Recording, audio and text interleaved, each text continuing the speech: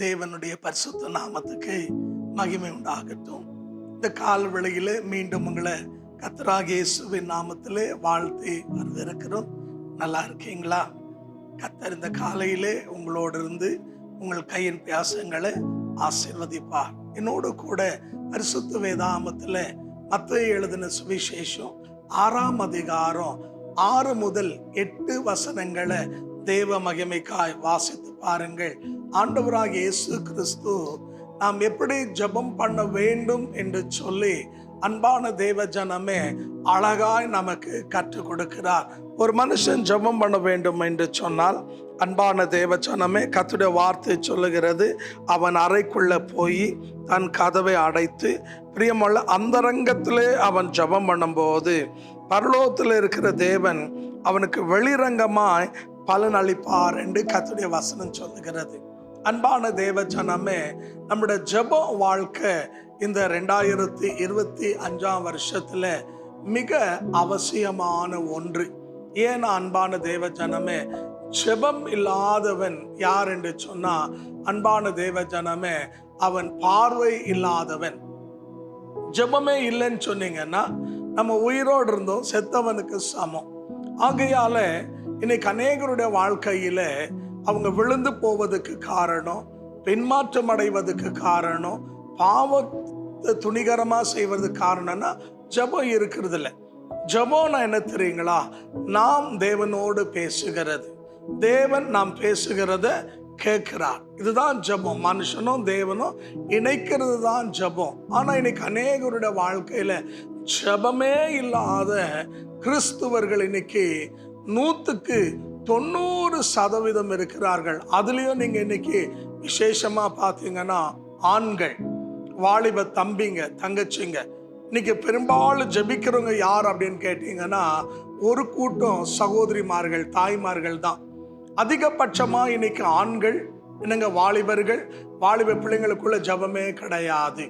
ஆகையால தான் அவங்களோட வாழ்க்கையில அவங்க எதுலையுமே முன்னேற முடியாம அவங்க என்ன ஆயிட்டு இருக்கிறாங்கன்னா, ஒரு குறிப்பிட்ட எல்லைக்குள்ள வந்து அப்படியே அங்க என்ன ஆயிட்டு இருக்கிறாங்க, தடைபட்டு நின்றுட்டு இருக்கிறாங்க. அதுக்கு அடுத்து அவங்க முன்னேறி அடுத்த லெவலுக்கு, அடுத்த படிக்கு அவங்களால போக முடியல. ஏன்னா ஜெபம் வந்து நம்மளை தேவனோடு கனெக்ட் பண்ணும். ஜெபம் தடைகளை மாற்றும். ஜெபம் நமக்கு பதிலை கொண்டு வரும். ஜெபம் நமக்கு அற்புதங்களை நடப்பிக்கும். ஆனா இன்னைக்கு ஜெபமே இல்லாத கிறிஸ்துவனாக நம்ம வாழ்ந்தா எப்படி கர்த்தர் நம்முடைய உள்ளத்தை பார்த்து வெளிரங்கமா நமக்கு பலன் அளிப்பார்? அன்பான தேவ ஜனமே, அதுக்கு ஒரு நல்ல உதாரணம் என்னோடு கூட பரிசுத்த வேதாகமத்துல 1 சாமுவேல் 1ஆம் அதிகாரம் 10லேருந்து 12 வசனம் வாசி பாருங்க.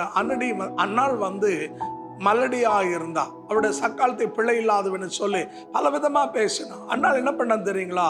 நேரா தேவாலயத்துல வந்து தேவ சமூகத்துல அழுது கண்ணீரிட்டு ஜெபம் பண்ணினான். ஆண்டவரே, எனக்கு ஒரு ஆண் பிள்ளைய கொடுத்தா நான் உனக்கே கொடுப்பேன்னு சொல்லி. நீங்க அன்பான தேவ ஜனமே 19-20 வசனம் வாசித்து பாருங்க. அன்னாளுடைய ஜெபத்தை கேட்ட கர்த்தர் அவருடைய மலட்டுத்தனத்தை நீக்கி அவளுக்கு பிள்ளை பாக்கியத்தை தந்து தேவன் ஆசீர்வதித்தார். அப்படின்னா தேவன் என்ன செய்யறாருங்க? ஜெபத்தை கேட்கிறாரு. ஆனா இன்னைக்கு நமக்கு என்ன கிடையாதுங்க, ஜெபம் பண்றதுக்கு நேரம் இல்லை. அநேகரை பார்த்தீங்கன்னா இன்னைக்கு விசுவாசிங்க, கிறிஸ்துவன்னு சொல்றவங்க சினிமா தியேட்டருங்களில் நேரங்களை செலவிடுறாங்க, டீ கடைங்க கிட்ட நேரங்களை செலவிடுறாங்க, தேவையில்லாத இடங்களிலே நேரங்களை வீணாக்கி கொண்டிருக்கிறாங்க. ஆனா தேவ சமூகத்தில் ஜெபிக்கிறதுக்கு அவங்களுக்கு இன்னைக்கு அன்பான தேவ ஜனமே கேட்டா நேரம் இல்லை. அன்பான தேவ ஜனமே, நம்ம ஜெபிக்கலைன்னு சொன்னா நம்மை போல துர்பாகியமான மனிதர்கள் உலகத்துல யாருமே இல்லை. ஏன்னா ஜெபம் வந்து நீங்க லூக்கா 10:42 வாசி பாருங்க. ஆண்டவர் மரியாதை பார்த்து சொல்றாரு, அவள் தன்னை விட்டு எடுப்படாத நல்ல பங்கு தெரிந்து கொண்டார். ஜெபம்ன்றது ஒரு நல்ல பங்குங்க. இந்த உலகத்துல நமக்கு கிடைச்ச ஒரு பெரிய ஸ்லாக்கியம், பாக்கியம். ஆனா இன்னைக்கு அநேகர் இந்த ஜெபத்தை என்ன பண்ணிட்டு இருக்கிறோம்? அலட்சியம் பண்ணிட்டு இருக்கிறோம்.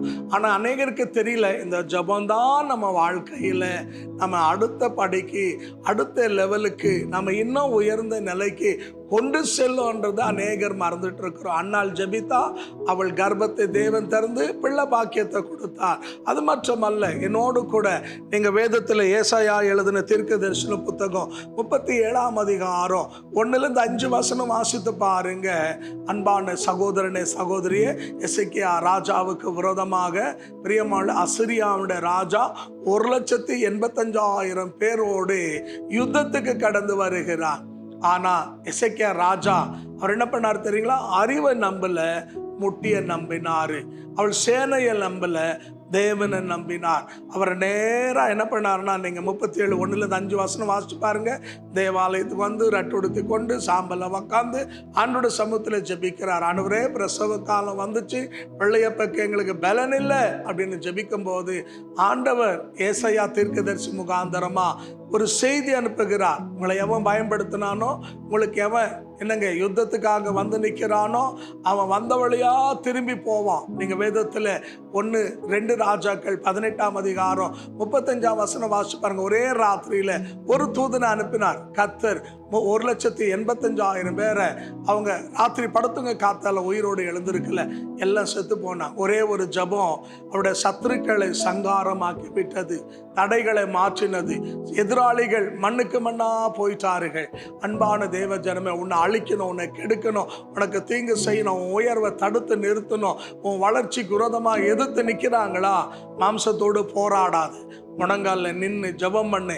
எசேக்கியா அவனுடைய ஜபத்தை கேட்டு தேவன் தம்முடைய தூதனை அனுப்பி அற்புதங்களை செய்து சத்துருக்களை சங்காரம் பண்ணினவ உனக்கும் இந்த வருஷத்துல அற்புதங்களை செய்வார். உன்னை எவன் பிரியமான அவமானப்படுத்தினானோ, எவன் உன் வளர்ச்சிக்கு தடையா இருக்கிறானோ, எவன் உன்னோட ப்ரமோஷனுக்கு தடையா இருக்கிறானோ, எவன் உன் பிஸ்னஸுக்கு தடையா இருக்கிறானோ, எவன் ஊழியத்துக்கு தடையா இருக்கிறானோ, எவன் உன் ஆசீர்வாதத்துக்கு தடையா இருக்கிறானோ, கர்த்தர் அவர்களை இடம் தெரியாமல் போக பண்ணுவாரு. அன்பான தேவ ஜனமே, ஜபத்துக்கு அவ்வளவு வல்லமை இருக்கிறது. அது மட்டும் அல்ல, என்னோடு கூட அன்பான தேவ ஜனமே, கர்த்தருடைய நாம மகிமைக்கா வாசித்து பாருங்க. 2 ராஜாக்கள் 20ஆம் அதிகாரம் 5ஆம் வசனத்தை வாசிங்கன்னா, எசேக்கியா வியாதி படுக்கையிலிருந்து ஜபம் பண்றாரு. ஆண்டவர் அவருடைய ஜபத்தை கேட்டு ஆண்டவர் சொல்றாரு, 2 ராஜாக்கள் 20:5, உன் கண்ணீரை கண்டேன், உன் விண்ணப்பத்தை கேட்டேன், உனக்கு ஆயுசு நாட்கள் 15 வருஷம் கூட்டி கொடுக்கிறேன்னு சொன்னார். பாருங்க, ஜபம் பண்ணும்போது நோய்கள் சுகமாகிறது, அற்புதங்கள் நடக்கிறது. அன்பான சகோதரனே சகோதரியே, ஜபத்துக்கு எவ்வளவு வல்லமை இருக்குதுன்றத நம்ம அறியாம போயிடுறோம். இன்னொரு வசனம் கூட ஆதியாகமம் 32ஆம் அதிகாரம் 26ஆம் வசனம் வாசிச்சு பாருங்க. யாப்போக்கு நதி அண்டை ஒரு இரவெல்லாம் ஜபம் பண்ணினாரு. கர்த்தரிடத்துல காலையில சொல்ல, என்னை ஆசீர்வதித்தால் அன்றி உன்னை விட மாட்டேன். கர்த்தர் அவரை யாக்கோபை இஸ்ரவேலாய் ஆசீர்வதித்தார். இந்த காலையில தேவ வார்த்தையை கேட்கிற என் அன்பு தேவ ஜனமே, உன் வீட்டில் இருக்கிற மலடுத்தனம் நீங்கணுமா, தேவன் அற்புதம் செய்யணுமா, நீங்க ஜபம் பண்ணுங்க. நீங்க எங்க வெட்கப்பட்டீங்களோ, எங்க அவமானப்பட்டீங்களோ, அதே இடத்துல நீங்க உயர்த்தப்படணுமா, உங்களோட சத்துருக்களை கர்த்தர் சந்திக்கணுமா, நீங்க ஜபம் பண்ணுங்க. உங்களோட வியாதி படுக்கை மாறணுமா, கர்த்தர் உங்களுக்கு பூர்ண ஆயுசு ஆரோக்கியத்தை தரணுமா, ஜபம் பண்ணுங்க.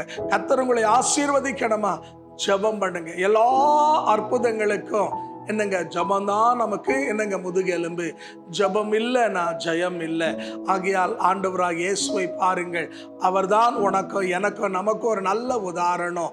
அவர் அதிகாலையிலே ஜெபித்தார், இரவெல்லாம் ஜெபித்தாரு, அன்பால கூடி ஜெபித்தாரு, உபவாசம் பண்ணி ஜெபித்தார். அவரை போல ஜெபித்தவர்கள் யாரும் இல்லை. அவரே ஜெபித்தாரானா நீங்களும் நானும் ஜெபிக்கலனா எப்படிங்க நம்முடைய வாழ்க்கை, குடும்பம், ஆவிக்குரிய வாழ்க்கை ஆசீர்வாதமாக இருக்கும்? இந்த வார்த்தையை சமீபத்தில் தூரத்தில் கவனிக்கிற அன்பு தேவ ஜனமே, நீங்கள் ஆசீர்வதிக்கப்படணுமா, அந்த ரங்கத்தை பார்க்கிற பிதா வெளிரங்கமா பலன் கொடுக்கணுமா, இன்றைக்கு ஒரு தீர்மானம் பண்ணுங்க. அன்று ஒரு நாளைக்கு நான் குறைஞ்சபட்சம் 1 மணி நேரமாவது நான் ஜெபிக்கிறேன்னு சொல்லி ஒரு தீர்மானம் பண்ணுங்க. உங்களுக்கு அடைக்கப்பட்ட எல்லாம் வாசல்களை கர்த்தர் திறந்து உங்களை உயர்த்தி ஆசீர்வதிப்பார். எத்தனை பேர் விசுவாசிக்கிறீங்க? இருக்கிற இடத்துல தலைகளை தாழ்த்தி கண்களை மூடி ஜெபிப்போமா? பரிசுத்த பிதாவே, இந்த வார்த்தையை கேட்டு விசுவாசித்து ஒப்பு கொடுத்து ஏற்றுக்கொண்ட என் அன்பு தேவ ஜனங்களுக்காக ஜெபிக்கிறோம். அன்றைய ஜெபத்தினால் என்னெல்லாம் நடக்கும் என்று சொல்லி எங்களுக்கு தேவரீர் நம்முடைய வார்த்தையை கொண்டு எங்களோடு நீர் பேசுனதுக்காக நன்றி அப்பா. இந்த வார்த்தையை கேட்டு உணர்த்தப்பட்ட ஒப்பு கொடுத்த ஒவ்வொரு தேவ பிள்ளையுமா நீர் உம்முடைய தலைமுறை வல்லமையுள்ள கரங்களால் தொட்டு ஆசீர்வதித்து ஆண்டவரே அபிஷேக நுகங்களை முறிக்கும் என்று சொன்னேன். எல்லா கட்டுகளை உடைத்துலாம் ஆண்டவரே, சாபங்களை நீக்கி நம்முடைய ஜனங்கள் ஜப வீரர்களா இந்த 2025 வருஷத்துல அவருடைய தனிப்பட்ட வாழ்க்கையில, குடும்பத்துல, ஆவிக்குரிய வாழ்க்கையில, ஊழியத்துல, சபையில ஒரு ஜப மேகம், ஜப தூபம் எழும்பி அற்புதங்கள் அதிசயங்களை செய்யுங்க. செத்து போன நிலைமை மாறத்தக்கதாக அற்புதங்கள் அதிசயங்களை செய்யுங்கப்பா. தொடர்ந்து வழி நடத்தும். அப்படி செய்ததுக்காக நன்றி. இயேசுவின் நாமத்தில் பிதாவே, ஆமென். கர்த்தர் உங்களை ஆசீர்வதிப்பாராக. நான் விசுவாசிக்கிறேன். கர்த்தர் உங்களோடு பேசினார். ஆகையால் இன்னையிலிருந்து நீங்க ஜப வீரர்களா மாறுங்க. கர்த்தர் பெரிய காரியங்களை செய்வார். இன்னும் ஆவிக்குரிய வாழ்க்கையில வளரணும் அப்படின்னு விரும்பினா எங்களுடைய நம்பர் டிஸ்பிளே ஆகிறது. நீங்க எங்களோடு தொடர்பு கொள்ளலாம். இல்லாவிட்டால் ஜப குறிப்பு இருந்தால் எங்களை அணுகலாம். உங்களுக்காக நாங்கள் தொடர்ந்து ஜபிப்போம். கர்த்தர் உங்களை ஆசீர்வதிப்பார். ஆமென்.